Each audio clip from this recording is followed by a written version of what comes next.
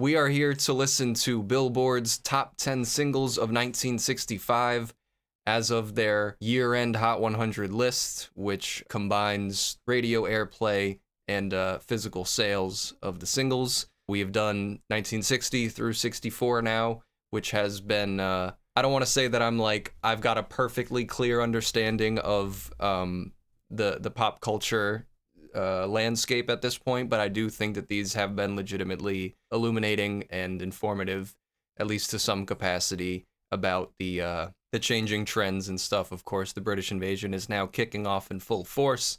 As of the 1964 list, we had the number 1 and number 2 songs as the Beatles, and we have some returning favorites here, as well as some new people. And this number 1 song, man, I don't know what the heck that this number 1 song is, so we're gonna have to see about that. The format, as always, is we are going to listen to the song, and then if it's an artist that is new to me, I will be looking at their Wikipedia to see just, the broad strokes of their artistry, if they are mainstays, if they're closer to one-hit wonders, stuff like that. Here we go.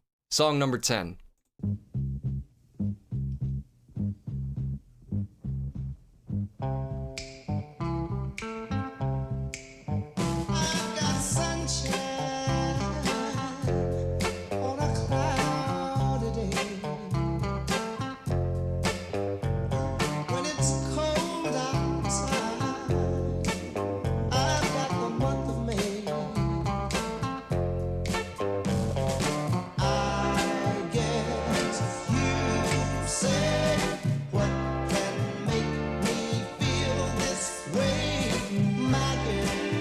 Okay, so this is the Smokey song, right?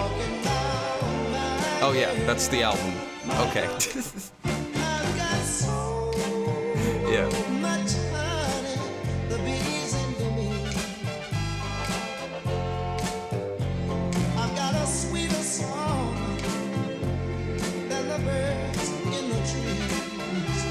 Smokey loves his similes.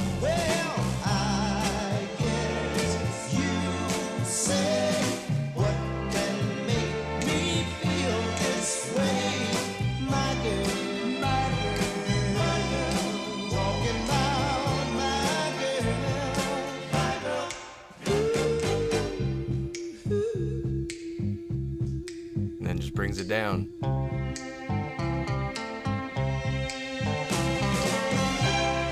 Come up, Charlie.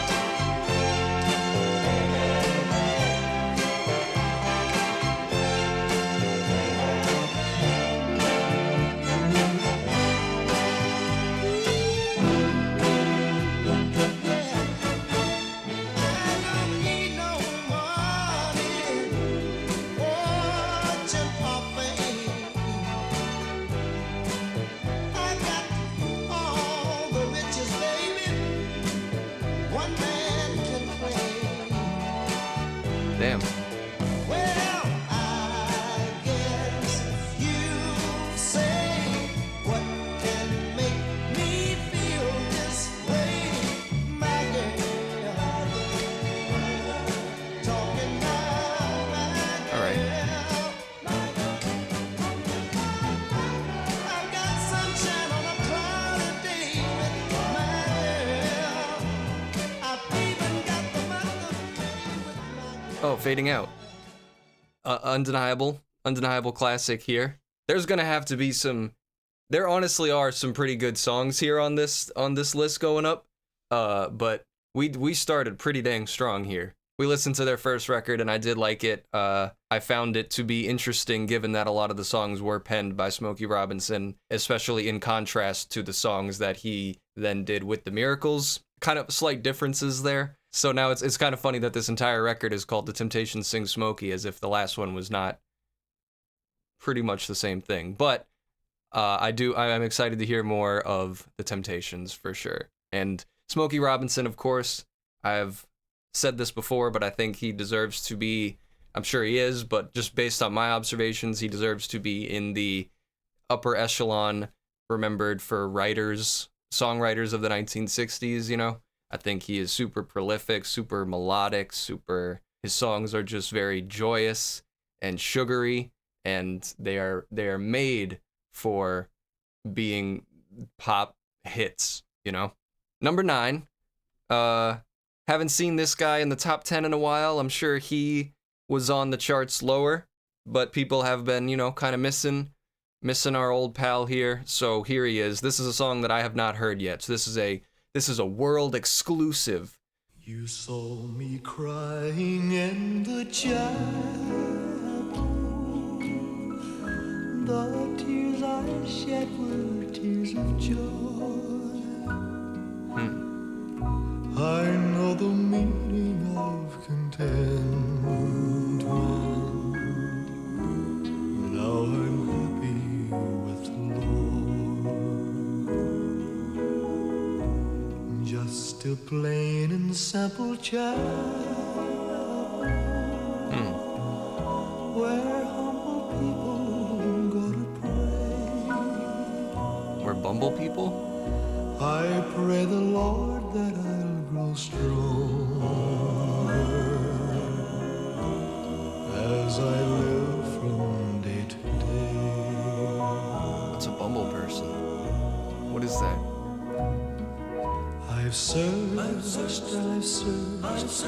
but I couldn't find humble people. no way on earth to gain peace of mind. Now I'm happy in the chapel where people are of one accord. Yes, we gather in the chapel just to sing and praise the Lord.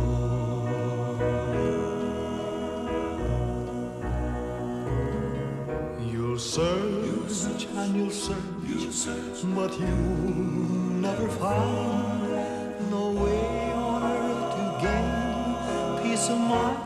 Take your troubles to the chapel. Get down on your knees and pray. Then your burdens will be lighter, and you'll surely find the way. And you'll surely find the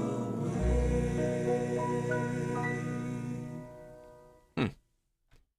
That was very beautiful, of course. Elvis doing gospel music is him at some of his best, you know.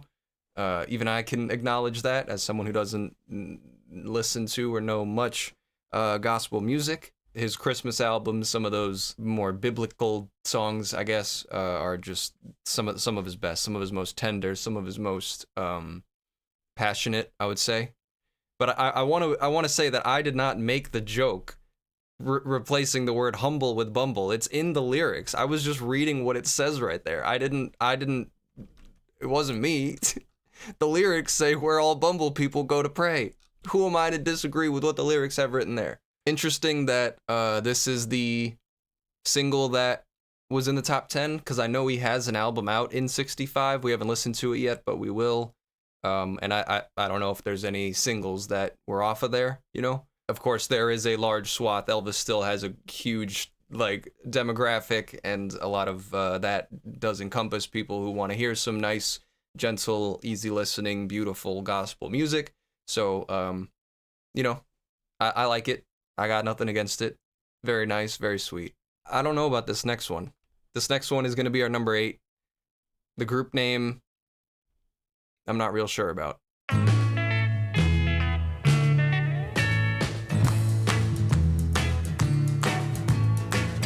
Every time I see you looking my way, baby, baby, can't you hear my heartbeat? Oh. In the park or walking down the highway, baby, baby, can't you hear my heartbeat? When you move up closer to me, I get a feeling that's ooh-wee. Can't you hear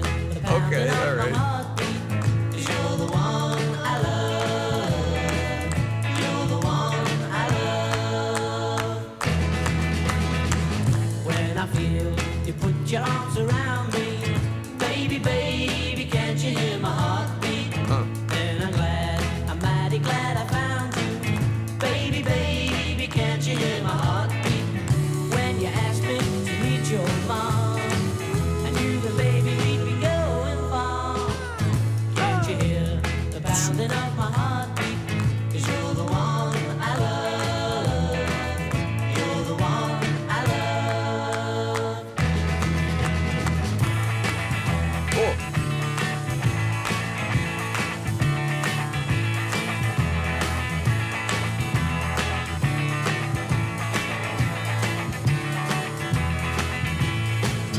All my friends are crying out to meet you. This is pretty catchy, I'm not gonna lie. Baby, can't you hear my heartbeat? Now's the time to go and see the preacher. Baby, baby, can't you hear my heartbeat? Red bells are gonna chime. Baby, baby, you're gonna be mine. Can't you hear the pounding of my heartbeat? 'Cause you're the one I love. You're the one I love. Baby, baby, can't you hear my heartbeat? Baby, baby, can't you hear my heartbeat? Baby, baby, can't you hear my heartbeat? Baby, baby, can't you... That was sweet. I would definitely agree. There's some Buddy Holly Crickets influence that I get off of that song. But that's not a bad thing, you know? It's maybe a little... I mean, it's a pop song, and I shouldn't really be asking for any more substance, but it did feel just a tad repetitive. But I like that lyrically we go through this whole way of moving from, like, meeting each other to our first time, you know, smooching, and then going to meet the mom, and then meeting the friends, which... I don't know. I think you meet the friends and then the parents, maybe whatever. And then they get them married. You know, not too bad, not too bad. And I don't know anything about Herman's Hermits. I thought they might actually be like a joke just from the name. I was like, maybe this is because later in this list there's another group that I don't that it maybe is a joke. So I don't know, but these guys apparently are not. Let's read a little about them. Herman's Hermits are an English pop rock group formed in 1963 in Manchester and formerly fronted by singer Peter Noone. Known for their jaunty beat sound and Noone's often tongue-in-cheek vocal style, the Hermits charted with numerous transatlantic hits in the UK and in America, where they ranked as one of the most successful acts in the Beatles-led British invasion. Okay.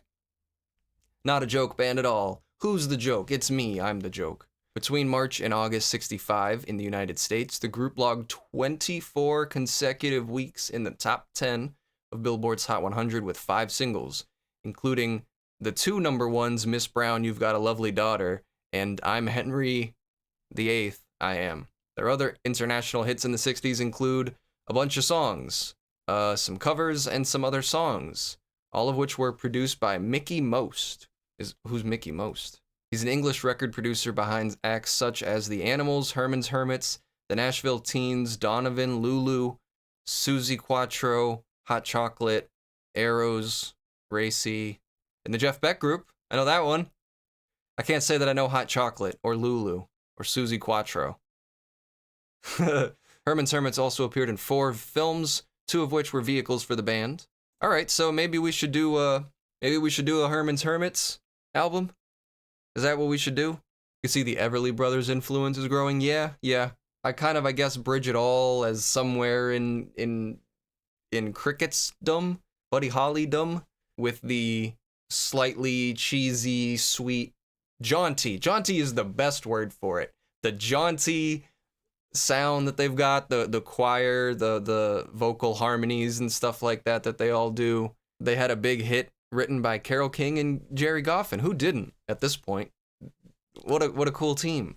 All right, we'll move on to the next one, but maybe not a bad idea to do Herman's Hermits at some point, who are of course led in the British invasion by none other than our next group, the Beatles. Help! I need somebody. Help! Not just anybody. Help! You know I need someone. Help! When I was younger, so much younger than today, I never needed anybody's help in any way. But now these days are gone, I'm not so self-assured. Now I find I've changed my mind and open up the doors. Help me if you can, I'm feeling down. And I do appreciate you being around. Okay. Help me get my feet back on the ground. Won't you please, please help me? And now my life has changed in so many ways. My independence seems to vanish in the haze.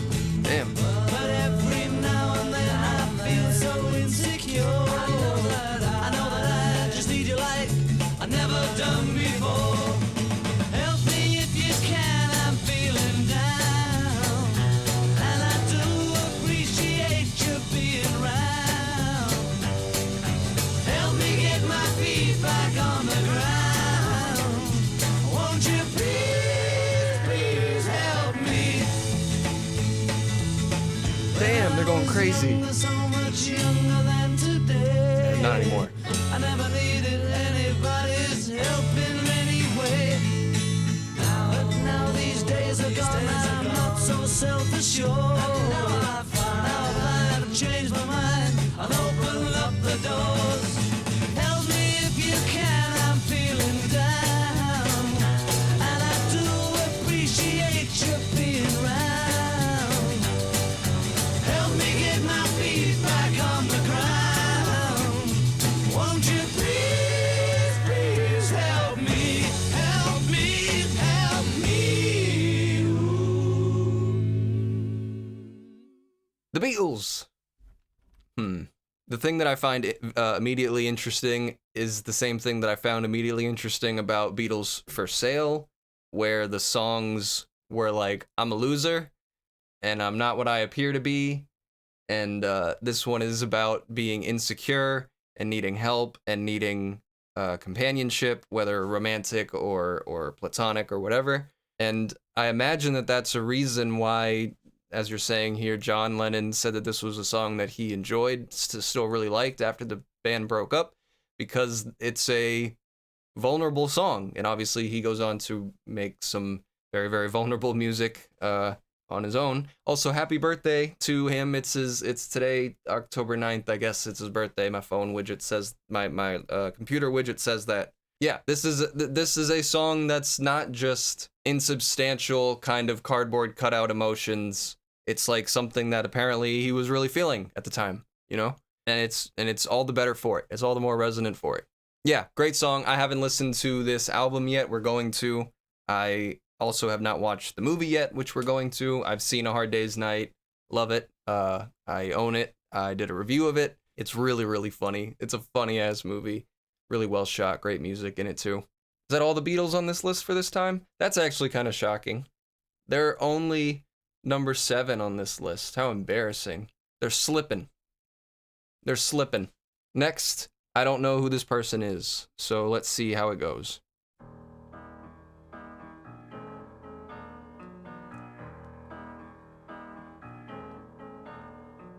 When you're alone and life is making you lonely, Speak up, Paula. you can always Tulia. go downtown. When you've got worries, all the noise and the hurry seems to help, I know. Downtown, just listen to the music of the traffic in the city. Linger on the sidewalk where the neon signs are pretty. Ooh. How can you lose? The lights are much brighter there. You can't forget all your troubles, forget all your cares. So go downtown. Things will be great when you're downtown. No finer place for sure. Downtown, everything's waiting for you. Downtown. Don't hang around and let your problems surround you. There are movie shows. This feels like a Broadway type song. Downtown, maybe you know some little places to go to where they never close. Downtown, just listen to the rhythm of a gentle bossa nova. You'll be dancing with them too before the night is over. That melody, though, is pretty nice. The lights are much brighter there. You can forget all your troubles, forget all your cares. So go downtown.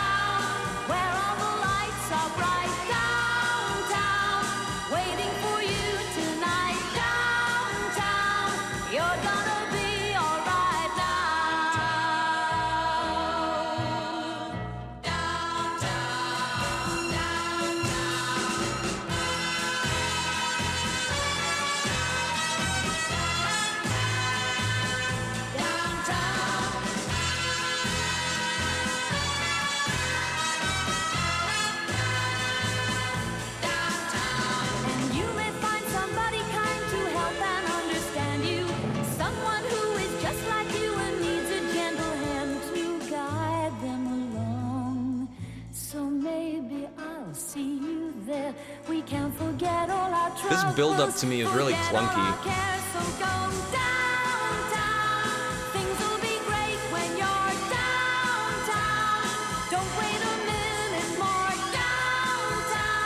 Everything's waiting for you.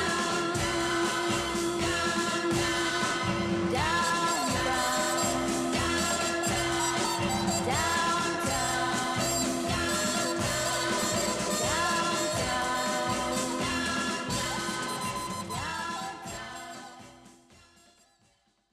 I don't know about that one. That one did not work for me too much. I mean, it had its moments of kind of being like, I just think of the shot of like Elle Woods with her little puppy, like looking up at all the skyscrapers from like the window of the taxi, you know? But it only lasts for like 1 second. And then the rest of the song is kind of a little bit clunky for me. And then the trumpet at the end, just out of nowhere for no reason, doesn't work all the way to me. Like, I don't think I like that one very much. I think that one was maybe my least favorite of these that we've listened to today, at least. But that's some pretty tough competition with the Beatles, Elvis, The Temptations, even Herman's Hermits, who I didn't know about, but, you know, I've been schooled. So Sally Petula Clark is a British singer, actress, and songwriter. She started her professional career as a child performer and has had the longest career of any British entertainer, spanning more than 85 years. Her career began during the Second World War as a child entertainer on BBC Radio. In '54, she charted with The Little Shoemaker, the first of her big UK hits, and within 2 years, she began recording in French. Her international success have included French song, Sailor, a UK #1, Romeo, and Chariot. Hits in German, Italian, and Spanish followed. Holy crap. Bit of a, what do they call that? A polymath? She's a bit of a polymath here.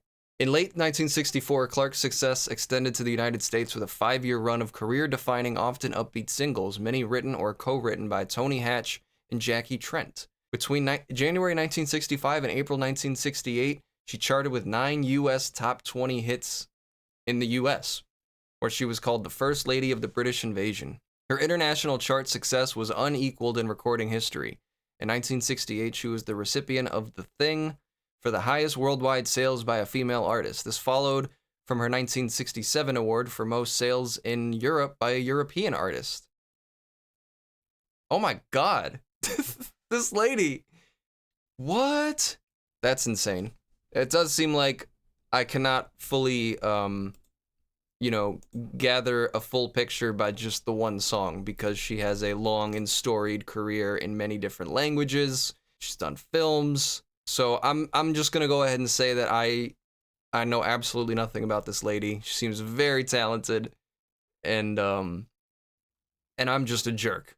So we're gonna leave it at that. Okay, next song. Have we heard these guys before? I don't think so. I think this is a new one to me. You never close your eyes anymore when I kiss your lips. And there's no tenderness like grief in your fingertips. You're trying hard not to show it, but baby, I know it. You lost that love and feeling. Oh, that love and feeling. You lost that love and feeling. Now it's gone. Huh. Oh. Now there's no welcome look in your eyes when I reach for you. Girl, you're starting to criticize little things I do.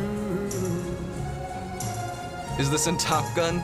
It's been a while. It makes me just feel like crying. 'Cause baby, something beautiful about it. You lost that love and feeling. Oh, that love and feeling. You lost that love.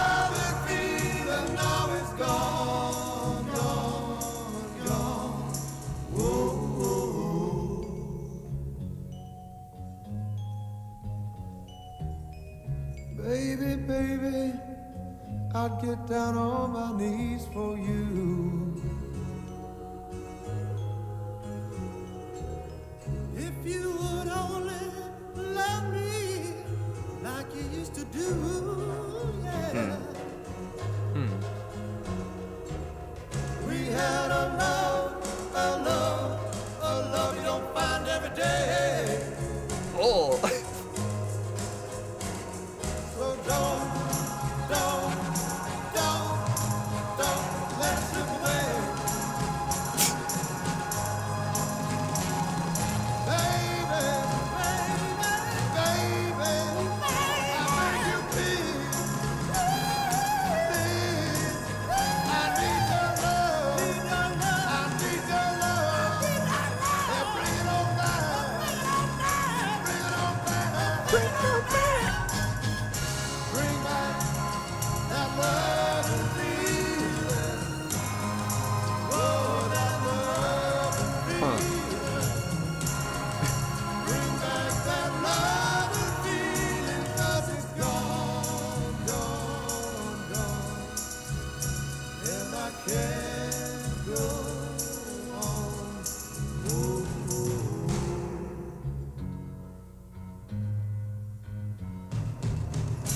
Bring back that love and feeling.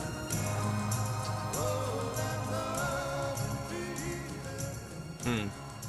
Bring back that love and feeling. Okay. Phil Spector producing that. Phil Spector behind the boards on that one. Definitely had a weird structure to it, you know, build-ups and wasn't my favorite, I will say. A little bit kind of like overly dramatic in a way, but I kind of like the contrast, the dichotomy here between our two righteous brothers, our two righteous dudes. Because one has like that powerful kind of like growling or like a shouter type voice, and then the other one was a little higher up there, a little more delicate, a little more woo. And I thought that worked okay. A lot of people saying that there's a good Elvis, a great and amazing Elvis cover of this song. Hall & Oates also have a decent version. Does this song fill your Spectre? I don't know. It's not all the way for me, but I think I could get down with some Righteous Brothers. Let's see. The Righteous Brothers were an American musical duo originally formed by Bill Medley and Bobby Hatfield. Those aren't brothers. What? Why is everybody lying? Why does everybody lie? There is no Paul and Paula. There is no Herman's Hermits. I bet they're not actually hermits. I bet they're regular people. This is bullshit. Their most active recording period was the 60s and 70s, and after several years inactive as a duo, reunited in 1981 and continued to perform. The term blue-eyed soul is thought to have been coined by Philadelphia radio DJ Georgie Woods when describing the duo's music. Okay. They had many contrasting vocal ranges, which helped them create a distinctive sound as a duet. They each had the vocal talent to perform as soloists. Medley sang the low parts with his bass baritone voice, with Hatfield taking the higher register vocals with his tenor. His voice reached the register of a countertenor. I don't know what any of that means. Following a year and a half of top 40 non-entries on Billboard's Hot 100, the duo hit big with the late 1964 release of what would become their signature record, You've Lost That Lovin' Feelin', a transatlantic #1 produced by Phil Spector, often considered one of his finest works. Have they heard Be My Baby? And a landmark recording in popular music. Should we listen to a Righteous Brothers album?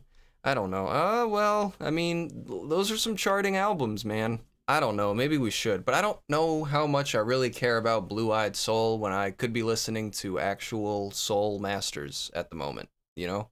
Why would I not just go and listen to Sam Cooke? I still have Sam Cooke albums to listen to. Maybe that's just me, but I don't know.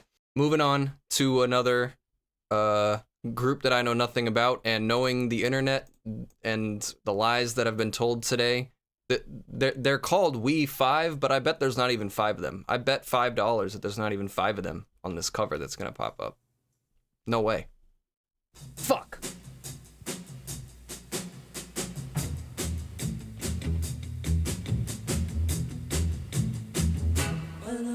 this morning, you were on my mind, and you were on my mind. I got troubles, oh, I got worries, oh, I got wounds to bind. So I went to the corner just to ease my pain, just to ease my pain. I got trouble, I got worried, I came home again. But I woke up this morning, you were on my mind, and you were on my mind. I got troubles, oh, oh, I got worries, oh, oh, I got food to buy, and I got a feeling down in my shoes, said way down in my shoes, said I got rainbow, oh, oh, I got blue, oh, oh, I got This kind of started going hard. my blues. But I woke up this morning, Oh. you were on my mind, and you were on my mind. Hey, I got troubles, oh, oh, I got worries, oh, oh, I got wounds to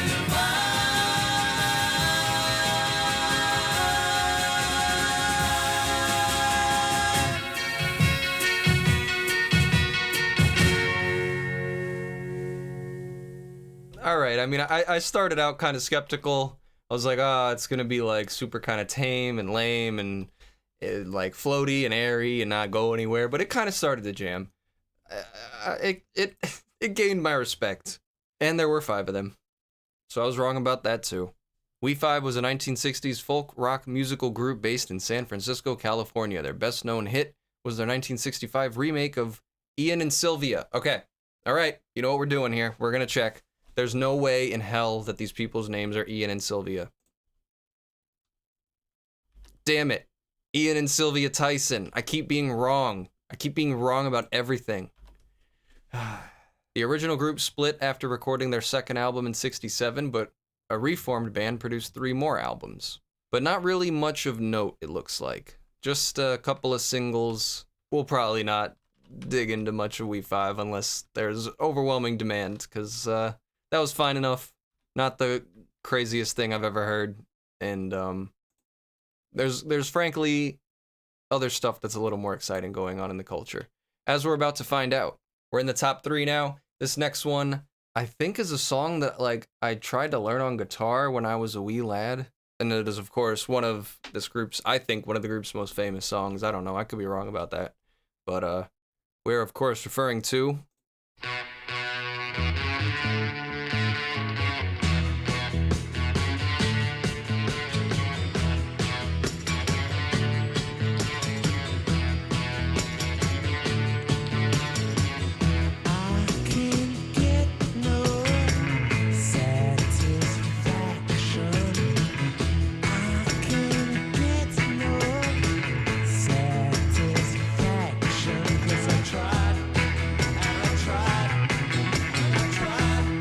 Giving this to stars.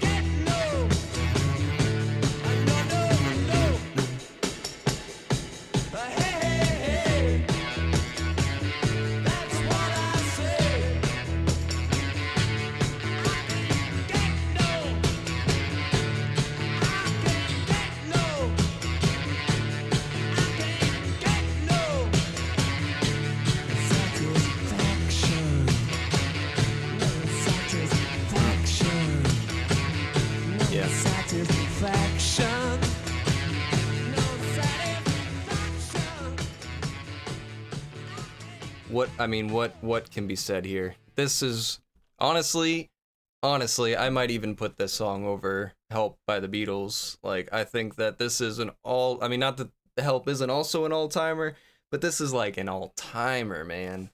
I don't even know, man. Like, it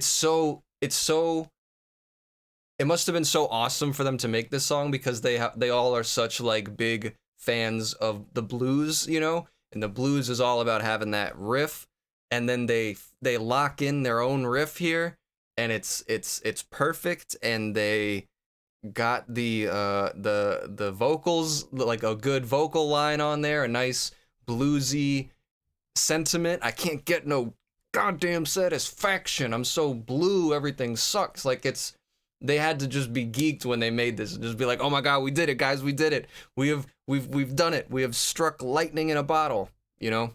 It's perfect. It's so good. And the vocals on here are great, where we alternate between like the smooth and then the shouting, you know? It's done really, really well. Fantastic. All-timer. The guitar, the tone on it, the way that it's got that fuzzy sound to it, just amazing. Let's see how well this song did as being in our top 3 here. The riff is widely considered one of the greatest hooks in rock history. The song's lyrics refer to sexual frustration and commercialism. No!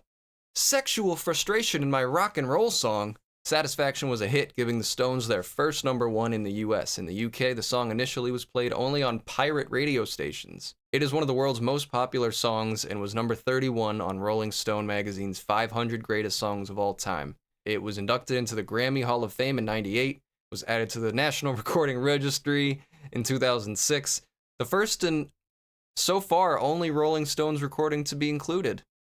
Wow.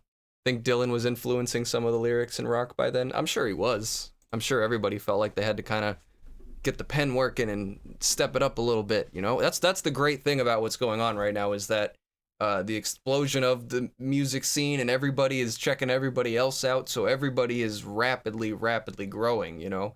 And then it's just exponential, because everybody is trying to keep up with the neighbors, and they're doing something fancy, so you got to figure out what they're doing and then do it better and incorporate something else that's fancy and that they're not going to do, they're not going to see coming, you know? It makes it very, very fun just to sit back and enjoy it all. The fruits of all their labor, you know? It's fun to just be the ref on the side. Okay, next up. This is a group. We have not done them yet, but I think I probably ought to. I keep hearing good things about this group. And I bet there are only 4 of them. So let's see how it goes.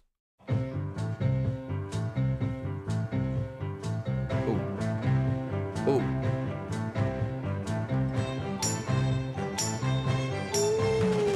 Sugar pie, honey buns, you know that I love you. I can't help myself. I love you and nobody else. All right, we're doing 4 tops. In and out my life, you come and you go, leaving just your picture behind. And I've kissed it 1,000 times. When you snap your finger or wink your eye, I come running to you.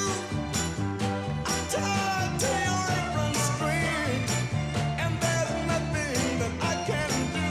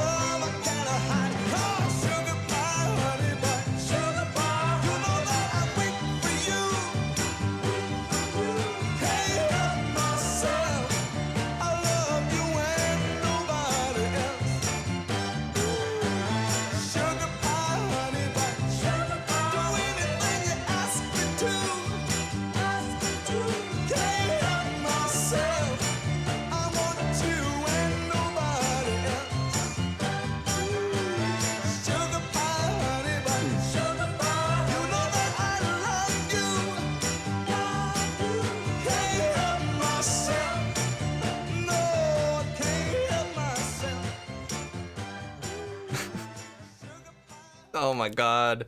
Okay. We got to do the four tops. Stat. We got to do them. Stop the presses. Oh my god. The delivery, that guy, it sounded like he was crying with every line that he delivered. He sounded like he was singing through his tears. And yet it was still the most joyous thing that I've heard all day. Wow. That was the great. Also, on this list so far, we've only got one more song, and I can't imagine that it's going to be the exception to what I'm going to say here, but I think every single song on this list has been like well, no, not the gospel Elvis song. The gospel Elvis song is the only exception to what is otherwise a very upbeat and joyous collection of songs, sentimentally, like tonally, you know? American vocal group formed in Detroit, Michigan in 1953 as the Four Alms. They were one of the most commercially successful American pop music groups of the 60s and helped propel Motown to international fame. All right. The group's repertoire has incorporated elements of soul, R&B, disco, adult contemporary, doo-wop, jazz, and show tunes. Lead singer Levi Stubbs, along with backing vocalists Duke, Obi, and Lawrence, remained together in the group for more than 4 decades, 4 tops, you might say, performing until 1997 without a change in personnel. Along with fellow Motown groups The Miracles, The Marvelettes, Martha and the Vandellas, The Temptations, and The Supremes, the Four Tops helped to establish the Motown sound, pop-friendly soul and R&B with a clean, polished production quality. I like that. That works for me. They were very notable for having Stubbs, a baritone, as their lead singer, whereas most other male and mixed groups of the time were fronted by tenors. They were the primary male vocal group for the highly successful songwriting and production team of HDH. Who wrote numerous hit singles for Motown. These included 2 Billboard Hot 100 #1 hits for the Tops, I Can't Help Myself, and Reach Out, I'll Be There in '66. They were inducted into the Rock and Roll Hall of Fame in 1990, the Vocal Group Hall of Fame in '99, the National Rhythm and Blues Hall of Fame in 2013, and in 2010, Rolling Stone ranked them number 79 on its list of 100 greatest artists of all time. There we go. On July 20th, 2024, the last surviving original member retired and died 2 days later. R.I.P., dude. R.I.P.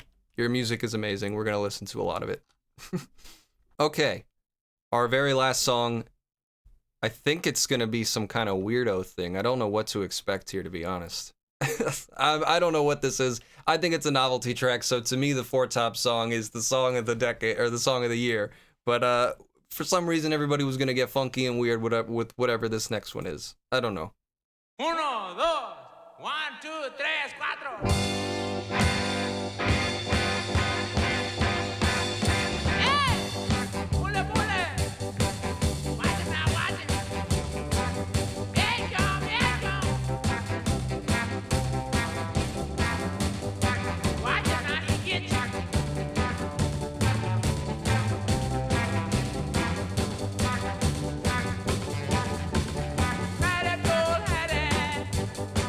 About a thing she saw.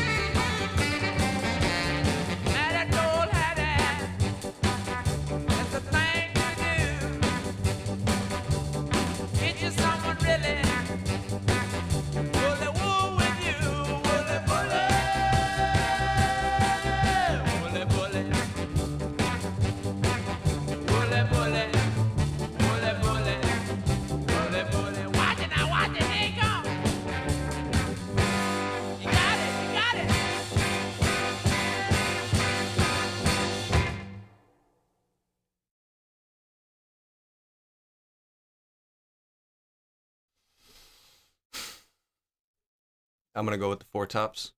How can you not love this one?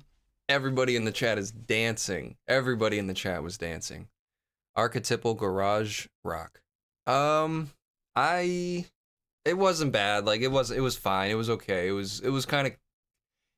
I didn't really care for the vocals, but I did really like the rhythm of the track. And if I just kind of focused on that dun dun dun dun dun dun dun, dun like that was fine, but not overly. Like it didn't like blow me away or anything really. It was just like fine-ish.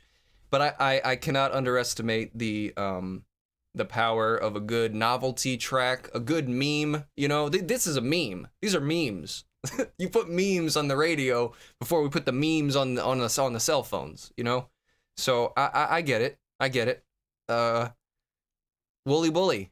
Great meme, guys. Real funny. So what is Sam the Sham? Sam the Sham is known for his camp robe and turban and hauling his equipment in a 1952 Packard hearse with maroon velvet curtains. Citation needed.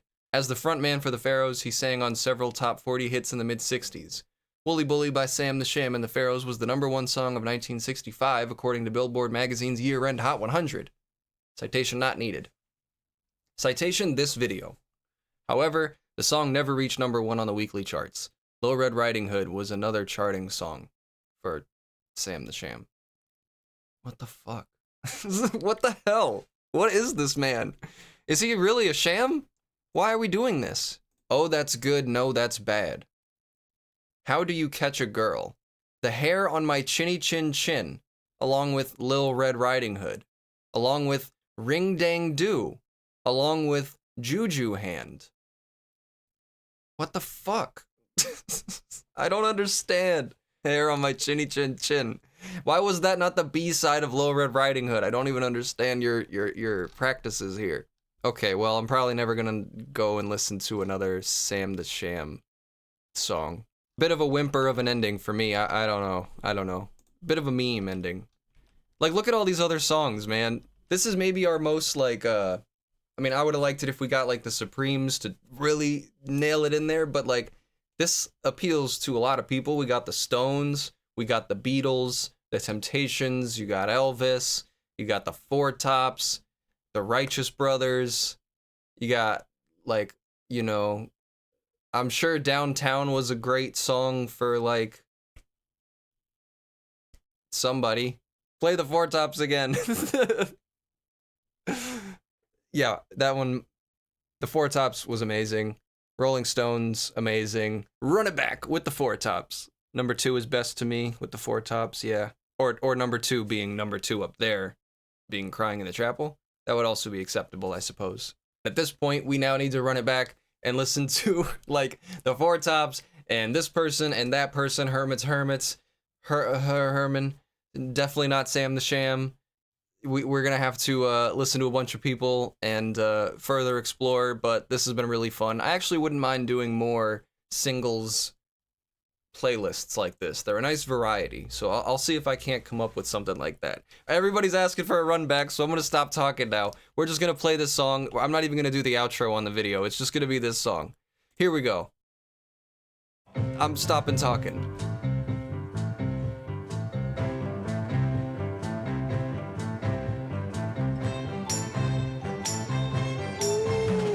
Sugar pie, honey buns. You know that I love you.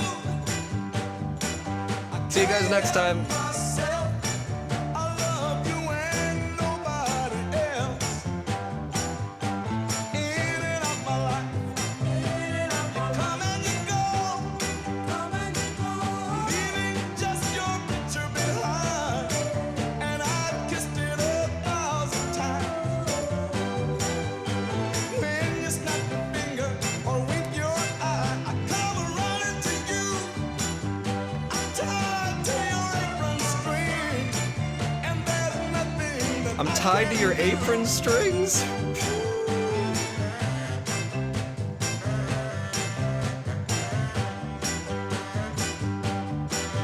Can't help myself. No, I can't help myself. 'Cause sugar pie, honey bun, sugar pie, I'm weaker than a man should be. Ugh. I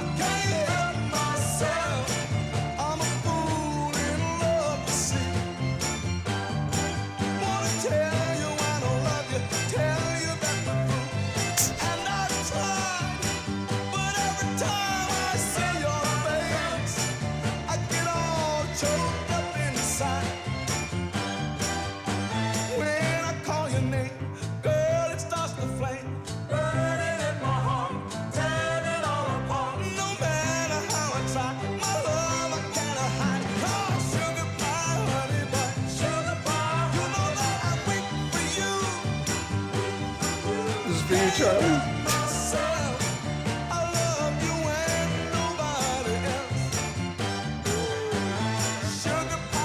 Coming up, Charlie.